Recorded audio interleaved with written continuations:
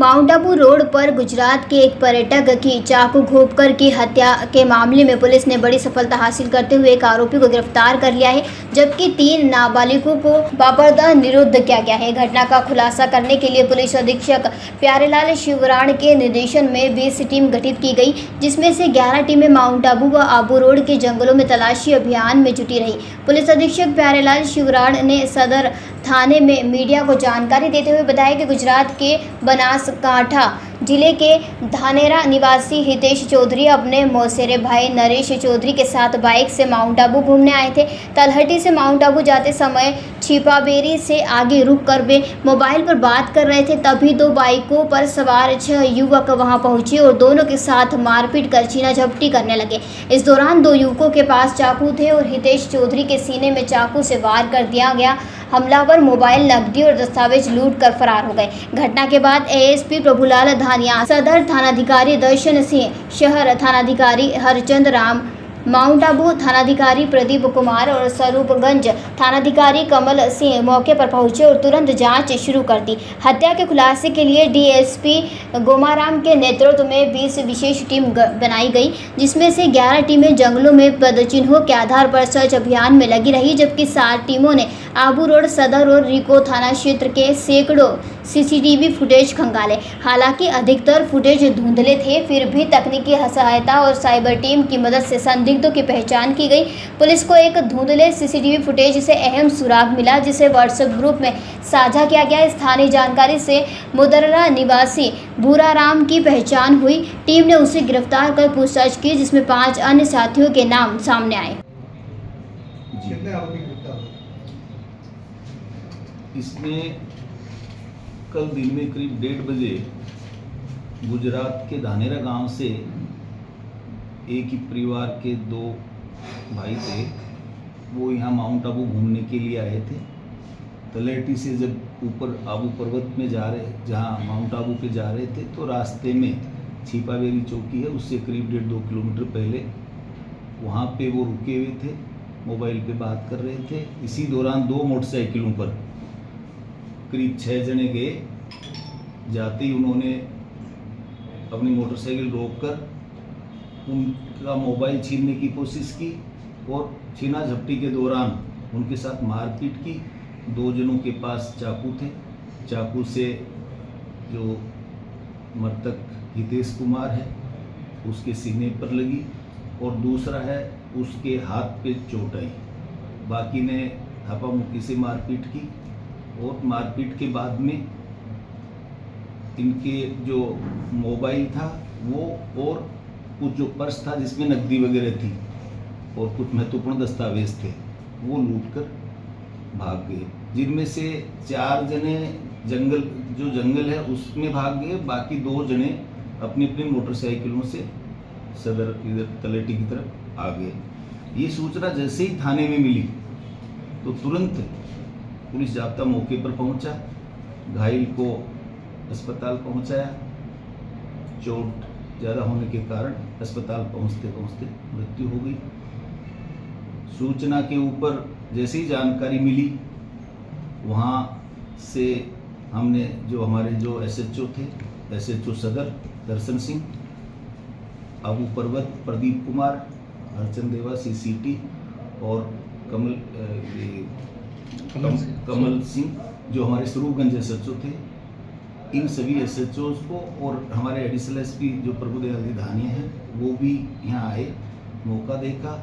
Deputy SP Gomaram Chaudhary के नेतृत्व में हमने घटना की गंभीरता को देखते हुए करीब 20 टीमों का गठन किया, जिसमें करीब 11 टीमें थी, उनको जंगल में उतारा गया।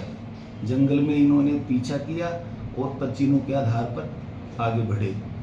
कुछ महत्वपूर्ण सुराग हमारे उस दौरान हाथ लगे और करीब कमल सिंह के नेतृत्व में करीब 60 टीम में हमने सीसीटीवी चेकिंग के लिए लगाई, जो इसमें आपका आबू सदर, आबू सिटी और ये जो रिको और जहाँ जहाँ बाहर जाने के रास्ते थे, आने के रास्ते थे, उन सभी जो सीसीटीवी फुटेज को अच्छी तरह से चेक किया। वहाँ मुख्यालय से हमने हमारी जो साइबर टीम थी उसको भिजवाया। डीएसटी टीम प्रभारी हेमराराम और उसकी टीम को यहाँ भेजा गया। सभी टीमों ने अच्छी मेहनत करते हुए और अच्छी कार्रवाई करते हुए शाम तक हमारे को कुछ महत्वपूर्ण सुराग लगे, सीसीटीवी फुटेज के आधार पर लगे, कुछ ह्यूमन इंटेलिजेंस से लगे, कुछ तकनीकी साक्ष्यों से। उसके आधार पर सबसे पहले एक व्यक्ति, एक फोटो का हमने, जो फोटो आई, जो संदिग्धों की आई, वो हमारे जितने भी पुलिस के ग्रुप थे उसमें सीएलजी मेंबर्स के, पुलिस मित्रों के जो भी ग्रुप्स थे उसमें उसको सर्कुलेट किया। सर्कुलेट के दौरान हमारे जो मुदरला का बीट कांस्टेबल हैं देवी सिंह, उनको एक महत्वपूर्ण सुराग लगा कि संदिग्ध है ये मुदरला का हो सकता है, जिस पर टीमों को भेजा गया। वहाँ जानकारी जुटाई गई जिसमें भूराराम नाम के एक व्यक्ति की सबसे पहले पहचान हुई। भूराराम से जब टीमों के द्वारा पूछताछ की गई, पता किया गया, तो घटना में जो उसके साथी थे वो करीब जो 5 अन्य थे वो नामजद किए गए। आज सुबह गठित टीमों द्वारा अलग अलग स्थानों पर दबिश दी गई। दबिश के दौरान जो बाकी आरोपी थे उनकी तलाश की गई, जिसमें कुल 4 जो हैं उनको हमने डिटेन किया है, जिसमें पूछताछ के दौरान पता चला 3 बाल अपचारी हैं, विधि से संघर्षरत बालक हैं जिनको बापर्दा निरुद्ध किया गया है। एक बालिग है भूराराम, उसको हमने बापर्दा गिरफ्तार किया है। इनसे भी पूछताछ जारी है और इनके जो दूसरे साथी हैं उनकी तलाश की जा रही है। टीमें लगातार रेड दे रही है। तो जो फुटेज मिले वो स्पष्ट नहीं थे, कैमरे लगा रखे हैं लेकिन वो स्पष्ट नहीं थे, इसलिए हमारी कोशिश रहेगी जो कैमरे लगे वो हाई रिजोल्यूशन के और अच्छे कैमरे लगे। हाँ, और जो महत्वपूर्ण जो आने जाने के रास्ते, सड़क है, इनमें अभी अगर खाली फॉरेस्ट ऑफिस के वहाँ भी एंट्री और एग्जिट में लग जाता है तो भी काफी नहीं, हम लगाएंगे जो महत्वपूर्ण जो एरिया चिन्हित करके, पॉइंट्स चिन्हित करके। ये हमारी पहली प्राथमिकता है, ये पहले से ही हमने अभी डिसाइड कर लिया। जिला कलेक्टर महोदया से भी मेरी इस संदर्भ में कल बात हुई थी, तो प्रशासन की तरफ से भी सहयोग होगा और बाकी जो दानदाताओं और जो दूसरे जो CSR। परसों एक घटना हो गई थी, उसके बाद ये फिर हुई इस दौरान। तो कुछ जब परसों घटना हो गई थी, आपके संज्ञान में आ गया, तो दोनों पुलिस थानों ने उस वक्त स्पीच में कुछ किया था कि भाई रोके या कुछ पेट्रोलिंग बढ़ाएं? पेट्रोलिंग तो हम लगातार है, जो अभी पिछले दिनों से पेट्रोलिंग, सायंकालीन गश्त है, नाकाबंदी हमने लगातार, जो मतलब आने के और जाने के रास्ते हैं जो यहाँ सिटी में आके, तो वहाँ सब जगह बढ़ाई है और कार्रवाई भी हुई है। लेकिन बेसिकली ये जो घटनाएं इस तरीके की, जो यहाँ का जो ट्रेंड जो अध्ययन किया, ये कुछ अचानक होती है, जैसे पहले से प्री प्लान नहीं होती। जैसे कल वाली घटना भी थी तो वो पहले से प्री प्लान नहीं होके और अचानक ही जा रहे थे, वो खड़े बात कर रहे थे, मोबाइल छीनने का इन्होंने अचानक वो बनाया और ये घटना हो गई। तो यहाँ मतलब उन सब चीज़ें हमारे ध्यान में है और उसको व्यवस्था में सुधार करेंगे। सर, रात को 11 बजे के बाद तलेटी जो तिराया है वहाँ पर काफ़ी मतलब भीड़ भाड़ होती है, झुंझट वारदातें भी होती है, छोटी मोटी खूब घटनाएं होती है। तो यहाँ पर एक बहुत ज़्यादा, क्योंकि मेन पॉइंट है माउंट चढ़ने का भी, कई ये जो हाँ सदर, हाँ तलेटी चौर है, बहुत चीज़ें देखने को हाँ। मिलती है। इसमें हम अभी एक बार मैं सारा स्टडी कर रहा हूँ, इसमें फिक्स पिकेट्स लगाएंगे ताकि आने जाने वाले हर व्यक्ति को, हर साधन को जो चेक किया जा सके, क्योंकि कोई संदिग्ध तो नहीं है, कोई बदमाश तो नहीं है, या कोई वाहन जो कोई गलत गतिविधि वाला तो नहीं है। ये हम करेंगे, इसको एक पॉइंट है ना, इसको सुदृढ़ करेंगे। ये पहले परमानेंट पिकेट लगती थी हमारी यहाँ। हाँ, इन्हें ये महत्वपूर्ण पॉइंट है। मैंने कल जब ये घटना, कल मैंने जब आया, मैं घटना स्थल का विजिट किया, मैंने उस दौरान जो सारा भ्रमण किया, तो ये पॉइंट आपका यहाँ का सबसे महत्वपूर्ण पॉइंट लगा।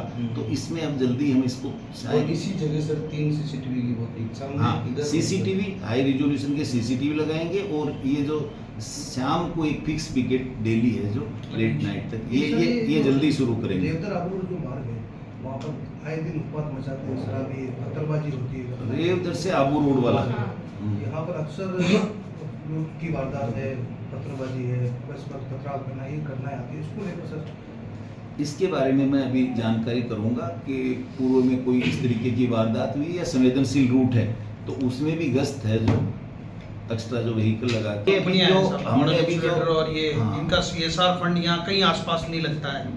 तो नहीं, कम से कम इनको अभी जो समीक्षा की गई थानाधिकारियों भ्रमण के दौरान, मैंने जब सब थानों का विजिट किया तो ये जो सीसीटीवी जो आज की तारीख में कामयाबी का सबसे बड़ा साधन है, तो इनसे सबसे इसमें बातचीत की गई। इसमें हमारा जो नेक्स्ट प्लान है, इसमें जिला प्रशासन से और जो दानदाताओं से या जो दूसरी संस्थाएं हैं जो CSR फंड में, उन सभी से सहयोग लेके कैमरों की व्यवस्था को हम जल्दी सुदृढ़ करेंगे।